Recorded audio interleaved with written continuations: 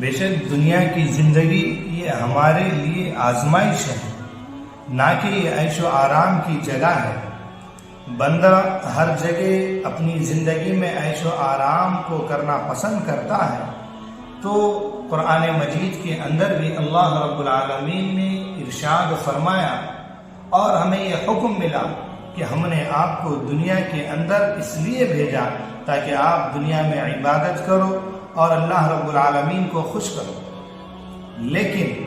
ہم نے دنیا کو اپنا مسکن بنایا اور دنیا کی زندگی کے اندر ہم نے اللہ کی عبادت کرنے کی بجائے ہم عیش و آرام میں پڑے رہے، ہم تجارت کے اندر لگے رہے اور ہم اپنا پورا وقت اور پورا دن کا پورا وقت ہم اپنی تجارت میں لگا کر بیٹھے ہیں۔ تو اس سے آج ہمیں یہ نقصان معلوم نہیں ہوگا، لیکن یاد رکھو کہ دنیا کی زندگی محض ایک دھوکے کا سامان ہے۔ وَمَا الْحَيَاةُ الدُّنْيَا إِلَّا لَهْوٌ وَلَعِبٌ،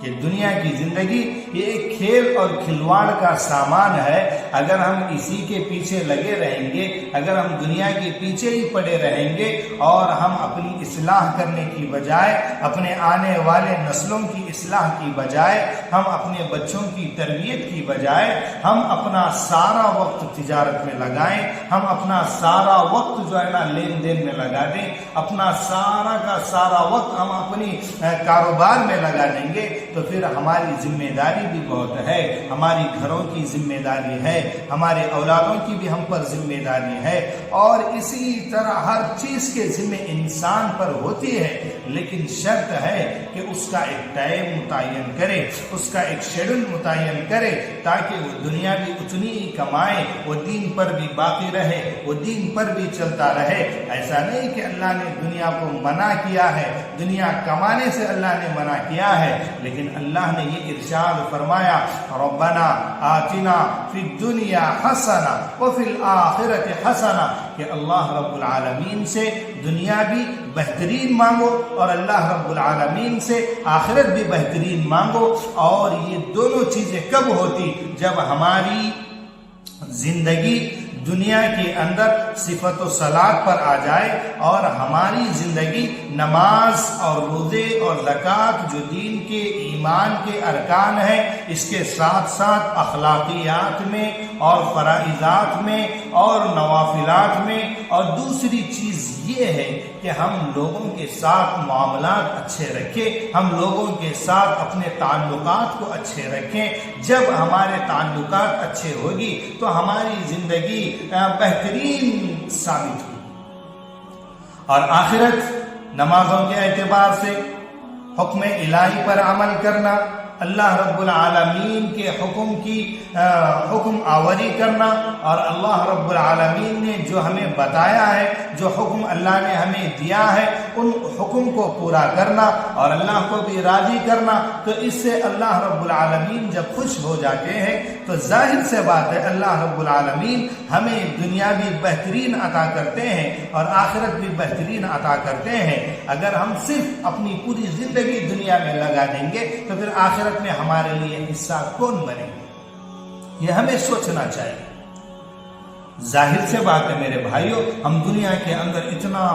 لگن اور اتنی ہم محنت کر رہے ہیں کہ دنیا عیش و آرام کی جگہ نہیں ہے، بلکہ دنیا یہ ایک امتحان کی جگہ ہے، یہ ایک آزمائش کی جگہ ہے۔ اللہ نے ہمیں یہ آزمانے کے لیے بھیجا ہے کہ ہم نے اپنے بندوں کو دنیا میں بھیجا۔ وما خلقت الجن والانس الا لیعبدون، ہم نے اپنے بندوں کو محض اپنی عبادت کے لیے دنیا کے اندر مبعوث کیا۔ اب بندے کا حکم یہ ہے، اب بندے کا کام یہ ہے کہ وہ دنیا کی زندگی میں اللہ رب العالمین کی اطاعت کرے، اس کی فرما برداری کرے، اس کے حکم کی بجا آوری کرے اور اللہ رب العالمین کو خوش کرنے میں لگا رہے۔ اس لیے کہ اللہ رب العالمین نے جب ہمیں پیدا کیا تو مقصد یہ ہے کہ ہم اللہ کی بڑائی بیان کریں، ہم اللہ کی تعریف کریں، ہم اللہ کی توصیف بیان کریں۔ اس لیے کہ اللہ نے جو آیت ارشاد فرمائی ہے کہ محض ہم نے انسان کو بھی بنایا، ہم نے جنات کو بنایا،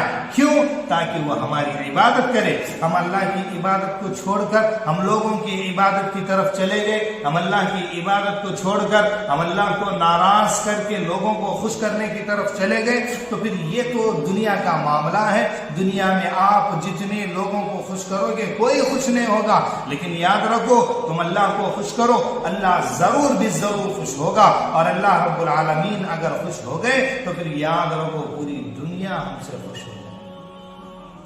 اب جب اللہ رب العالمین ہی ہم سے ناراض ہے, ہم پوری دنیا کو خوش کرنے میں لگے ہیں اور اللہ رب العالمین کو ناراض کرنے میں لگے ہیں, اور دنیا کے لوگوں کے ساتھ ہمدردی, دنیا کے لوگوں کے ساتھ چاپلوسی اور دنیا کے لوگوں کے ساتھ جی حضوری کرنے میں لگے ہیں. سامنے والا غلط بات کہہ رہا یا سامنے والا غلط کام کر رہا, پھر بھی ہم ان کی تائید میں لگے ہیں اور حق بات کو چھوڑ کر ہم اللہ کو ناراض کرنے میں لگے ہیں, تو پھر ظاہر سے بات ہے ہمارے لیے یہ کوئی معنی نہیں رکھتا. اللہ اگر ہم سے راضی ہے اور پوری دنیا ہم سے ناراض ہے تو ہمیں کوئی اس سے فرق نہیں پڑتا, بس میرا رب مجھ سے راضی ہو, یہ ہمارا مقصد ہونا چاہیے. آج ہم ایک وہ ذات جس نے ہمیں بنایا, جس نے ہمیں پیدا کیا, جس نے ہمیں کھلایا, جس نے ہمیں بہترین سائے تلے جمع کیا, ہم ایسے رب العالمین کی نافرمانی کر رہے ہیں, ہم ایسے رب العالمین کی روگردانی اختیار کر رہے ہیں, اور ہم ایسے لوگوں کی جو ہے نا پیروی کرے